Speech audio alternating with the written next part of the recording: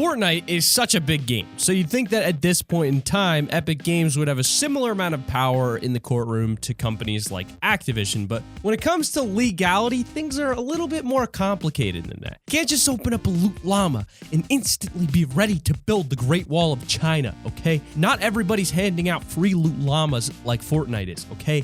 Epic Games have had their fair share of lawsuits and legal issues where they've filed or they've had filed against them lawsuits. Believe it or not, I mean, I can't even believe it. How could you sue Fortnite, the greatest Minecraft expansion DLC ever created?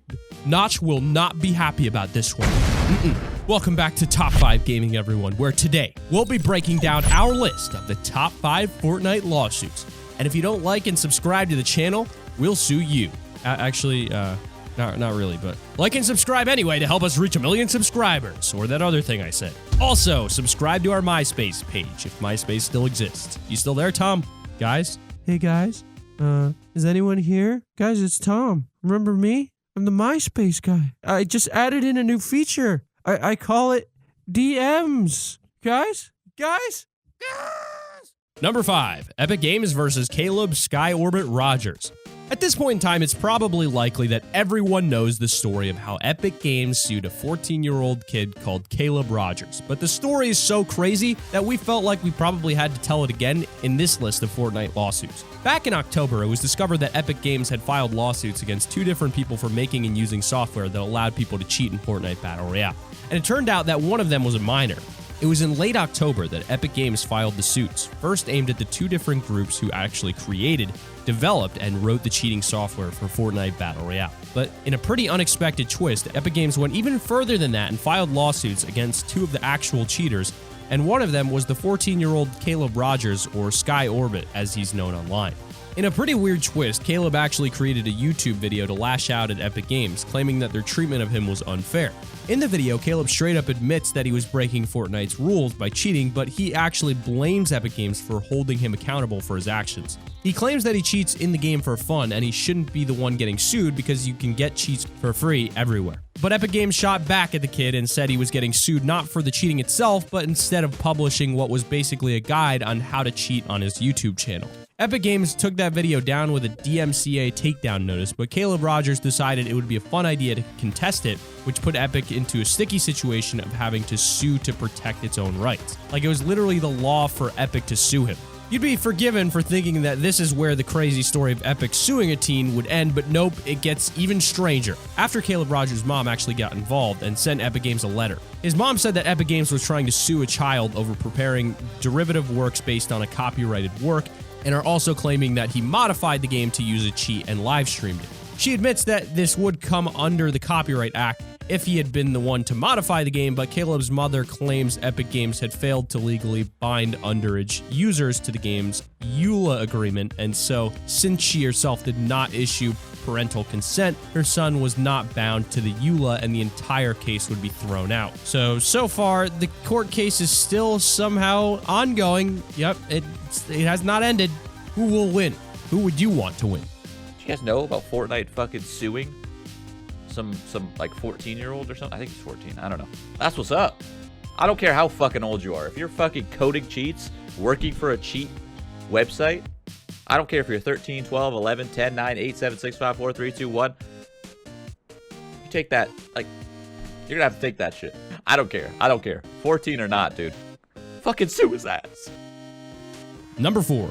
Bluehole creators of PUBG versus Epic Games. It's now public knowledge that the creators of PlayerUnknown Battlegrounds, which arguably kicked off the whole Battle Royale trend last year, and Epic Games are engaged in a deep and bitter legal dispute over content found in PUBG. We don't really know all that much about the specifics of the claims here. Neither party are being particularly chatty about the claims, but Bluehole, or Butthole as I like to call them, have issued a statement way back in September saying that the company had concerns about the similarities between PUBG and Fortnite, and that Fortnite is actually copying the experience that you could have in PlayerUnknown Battlegrounds. What we do know that's central to this particular case is the fact that Epic Games has partnered up with a company called NOOBS with the intent to provide Fortnite with a PC cafe presence in South Korea. One of the stipulations of PUBG's lawsuits is that there will be an injunction against this act to stop Fortnite from getting into that market, which will give PUBG a powerful monopoly over Battle Royale games in Korea. It's pretty unlikely that PUBG is going to win this legal battle though, as they're standing on some pretty shaky legal ground. For a start,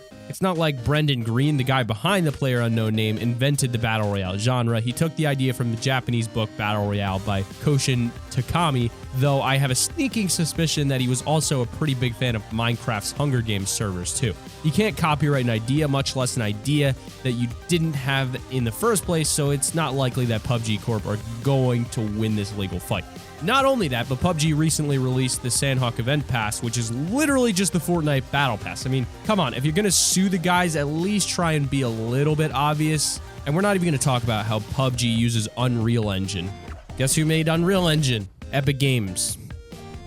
Number 3, Epic Games versus NetEase, the creators of Fortcraft. If you've heard of the company NetEase at any time recently, then it's probably because you've read a news story about them being sued by Bluehole, or Butthole, like I kid, and PUBG Corp for making mobile games that are basically just PUBG clones. Look, I know PUBG Corp will sue pretty much anyone who makes a game anywhere close to a Battle Royale, but they might have had a point in this case, because those games are basically one-to-one copies of PUBG.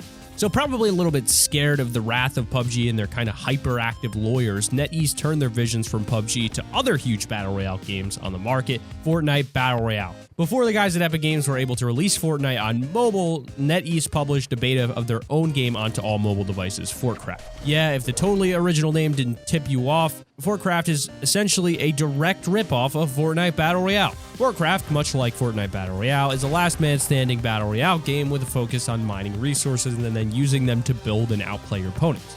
Unlike Fortnite, this game was available on both Apple and Android devices, opening the Fortnite-style gameplay up to many more people. The only issue is that building and mining mechanics were pretty much exactly the same as Fortnite Battle Royale, and so was the graphical style. So after the closed beta in March, we haven't heard anything from the guys at Fortcraft, and considering how well the beta test went for them, you would have thought that they would have been keeping their newly acquired fans pretty well informed.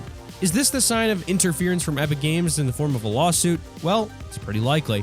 Number 2, a possible lawsuit between Epic Games and Sony.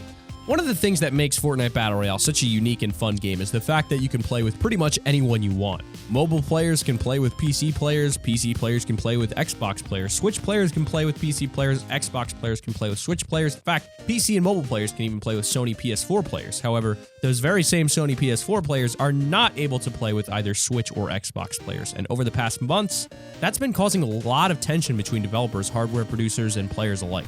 The interesting thing is that Epic has accidentally enabled crossplay on Fortnite in the past, so it must be something as simple as flipping a switch or pushing a button, because in that brief time, Xbox and PS4 players were in fact able to play with each other.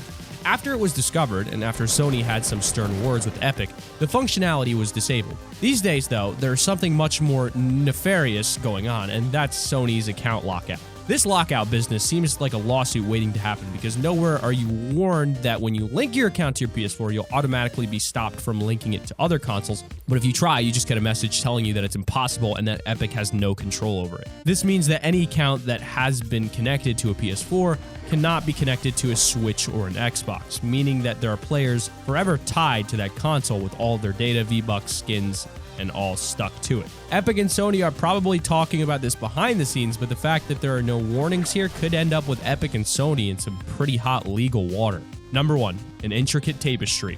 Okay, for this one, I kind of want to step back from the individual lawsuits and cases and instead think about the intricate tapestry of the Battle Royale genre, because there's a lot of history here, and to me it seems weird for any of the Battle Royale companies to be suing each other. Sure, when it comes to individual mechanics, such as the building in Fortnite Battle Royale, you might have more of an argument, but the whole idea of Battle Royale, it just seems strange. I mean, let's look at it this way. If PUBG are trying to sue Fortnite for taking their Battle Royale styled ideas, what about the games that came before them? Does that mean that Daybreak, the guys that came up with H1Z1 King of the Hill, could sue Bluehole for the same reason? But if Daybreak could sue Bluehole, does that mean Mojang could sue Daybreak for their use of their ideas in Minecraft Hunger Games? But even if that was taken from the Hunger Games books and movies, which was taken from the Battle Royale book that Brendan Green himself has admitted to taking influence from, it's all a bit weird and hypocritical, and the whole Battle Royale community would probably be better off if none of these lawsuits ever had, and we just all came to the understanding that all of this is just inspired work, or the vast majority of the official work is inspired and not a direct ripoff.